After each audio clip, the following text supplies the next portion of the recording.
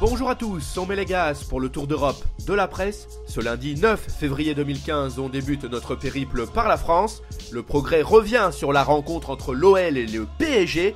Les deux équipes n'ont pas réussi à se départager à Gerland. Le résultat nul, un but partout, fait plutôt les affaires des Gaunes. Ils sont toujours en tête du classement en Ligue 1 et possèdent 2 points d'avance sur l'OM et le PSG.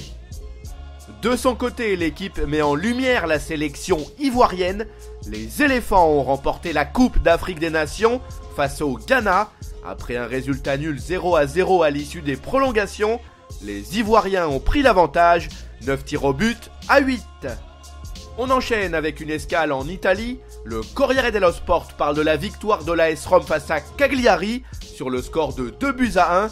Au menu également, le succès de Naples 3-1 contre l'Udinese. En ce qui la concerne, la Gazzetta dello Sport juge que l'Inter Milan a pris une sacrée bouchée d'air frais en corrigeant Palerme.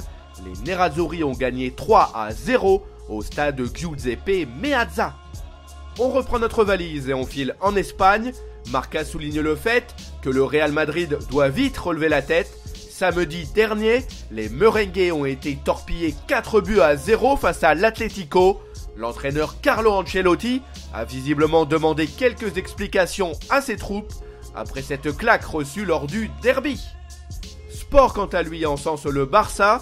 Les Blaugrana ont battu l'Athletic Bilbao sur le score de 5-2. Le trio Messi, Neymar, Suarez a fait parler la poudre et grandement contribué à ce succès probant. Cap vers l'Angleterre. Le Daily Mirror estime que l'équipe de Manchester United a eu chaud aux fesses contre West Ham. Menée 1-0 suite au but magistral de Cheikhou Kouyaté, les Red Devils ont égalisé durant les arrêts de jeu grâce à Daley Blind. Le Daily Mail zoome sur Nigel Pearson. Apparemment, ce coach a été débarqué par le board de Leicester City. Son accrochage avec James McArthur, qui joue à Crystal Palace, a été la goutte d'eau qui a fait déborder le vase pour les dirigeants du club anglais.